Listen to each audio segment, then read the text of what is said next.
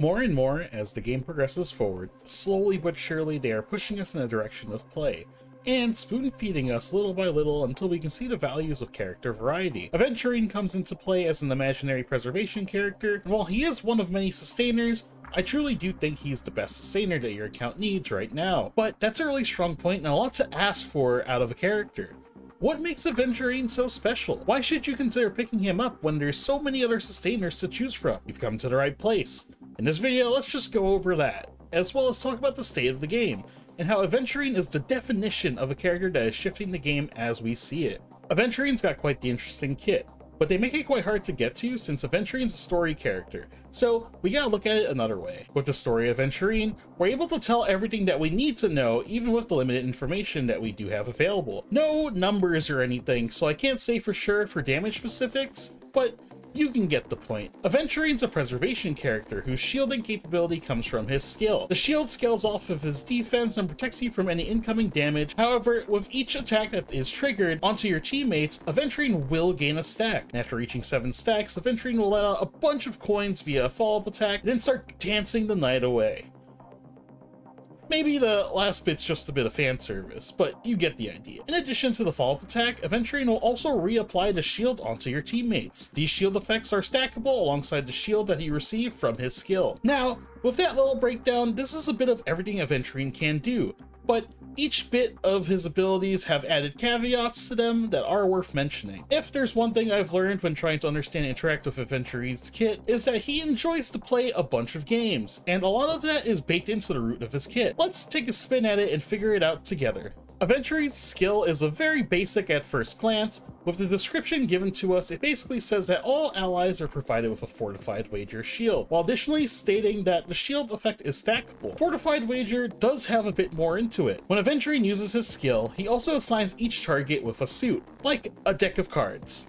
There's the heart suit, the club suit, and the diamond suit, and the spade suit. The heart, clubs, and diamond suits are all treated the same. We'll gain a shield and then also gain an increased 50% effect resistance. Shielded damage will be taken first rather than digging into your HP pool, and additionally, when attacked, Aventurine will gain 1 blind bet stack. However, one suit is a bit special, and that would be the spade suit, which has all the same effects, but instead, Aventurine will gain 2 points of blind bet stacks instead. After testing it out a few times, Aventurine's the one who will get the spade suit, and I don't think it's possible to get multiple spade suit at the same time. Thus, if there were to be an AoE attack, you'll be able to gain a max of 5 stacks per AoE. This leads into his talent, which takes advantage of these blind bet stacks. Fortified wager, in addition to giving the team an effect resistance increase, Aventurine will be able to resist crowd control debuffs. Additionally, when Aventurine reaches 7 stacks of blind bet, he'll be able to trigger a follow-up attack that deals damage to the enemy 7 times. Each follow-up attack is triggered in this way and will also re-trigger the shield effect and will refresh the shield on the targets while also stacking with the previous shield that was on top. There's also an overcap system, where if any action triggered brings you over to 7 stacks, you'll be able to keep your blind bet stacks up to a count of 10, leading for your next follow-up attack to have a preparation of 3 of 7 blind bet stacks. This leads into another important part of his kit, where it all comes together and your gambling needs will begin to be fulfilled. With Aventurine's ultimate, he will receive a random amount of blind bet points and will attack a single enemy, inflicting them with Unnerved. While Unnerved is triggered, that enemy will take additional crit damage. You honestly can't go wrong with more damage now, can you? Now, the cool thing is, Aventurine will be able to gain an additional 1 blind bet point, up to 7 blind bet points, thus adding some more gambling to his kit. You can get 1 more stack towards your follow-up, or you can get a full 7, giving you an entire follow-up just based on the luck of the draw. Are you feeling lucky? I wish I did, because I landed so many 1s trying to get footage, but I finally managed to land a 5. This leads us into our last bit of info, and that's with the technique. The technique adds another fun form of gambling, where you'll be able to use a technique point to be able to spin a roulette wheel, the goal of which is to match 3 of a kind. If you manage to fail, there is a consolation prize. You'll get the Peaceful Calm effect, which will boost your defense by 24% for 3 turns for the entire team comp. If you manage to get 3 of a kind, you'll get the Stillwater Runs Deep effect, which will boost the technique's defense increase up to 36% for the entire team comp. That's not all. If you can get 3 of a kind, and it's also a triple spades, you'll get the Pouring Rain effect, which will boost your technique's defense up to 60% for the entire team. All in all, Aventurine's gimmick is all about the thrill of chasing that win. And trust me that he's just always winning. Now, with all this defense that's being given, there's gotta be a catch, right? What benefit would be gained from getting so much defense? Well, while reading Aventurine's buffs that he receives at the start of battle, I noticed a permanent buff that he's constantly receiving.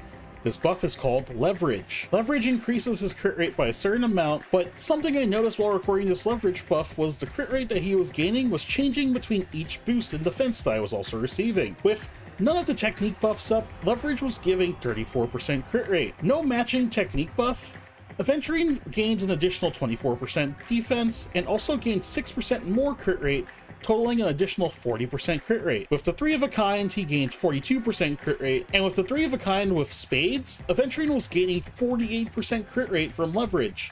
This leads to my understanding that based on the amount of defense that Aventurine has, he'll be able to gain more crit rate in his kit, thus allowing for his follow-up attacks to crit that much more often, while also wanting to stack as much defense as possible.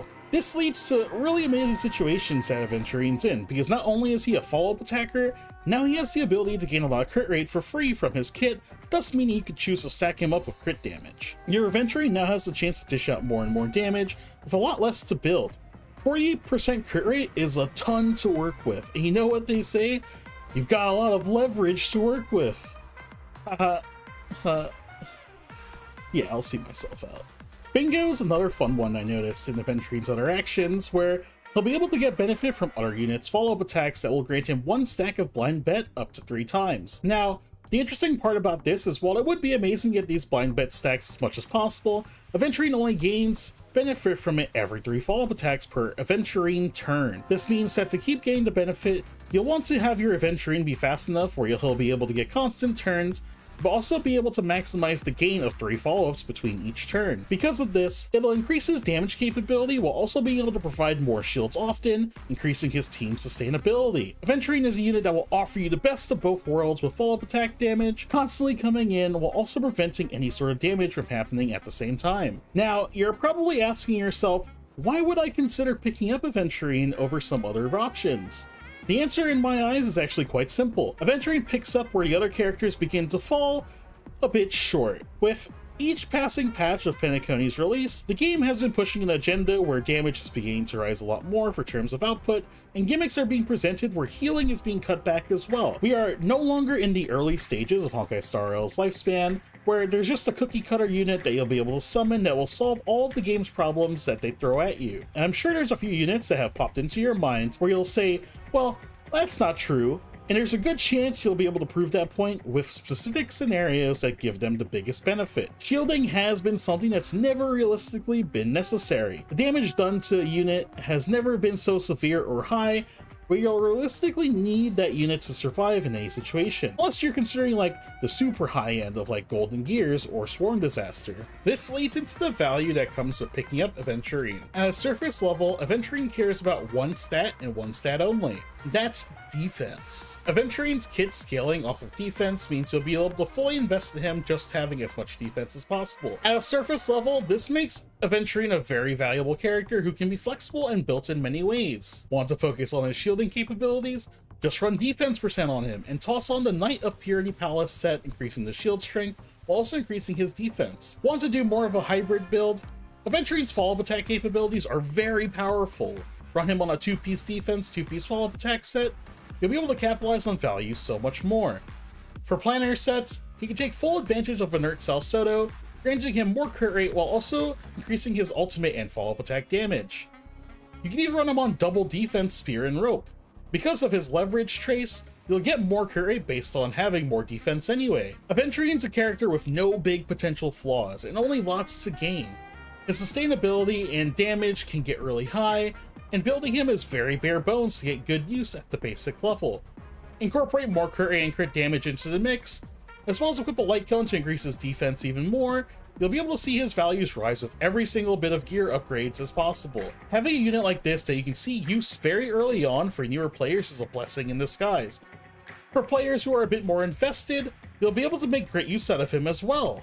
Don't miss out on a unit like Aventurine. There's so many points that are being given to us as players that are showing us the direction they want to push the game going forward. Sustainers offer so much value to an account and there's so many use cases that make them worth more and more in all variations of content the game has to offer. Don't end up in a situation where your values only show importance for dealing damage, as a good sustainer can offer you that much more opportunities for damage as well, allowing for you to build more aggressively and see potential gains just as often. Aventurine was originally a hard sell in my eyes.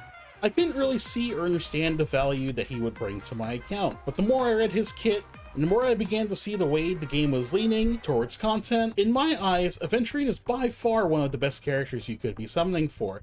I truly do believe that between all the sustainers we have available, his values are definitely a contender at the top. Thanks for watching. If there's anything I may have missed or you think I should have covered, drop a comment down below. I'd appreciate any sort of feedback, and well, now I'm gonna go pre-farm for Aventurine. I'd be sad when the game makes me lose my 50-50 and have to make an Aventurine hate video after. Till next time. Peace.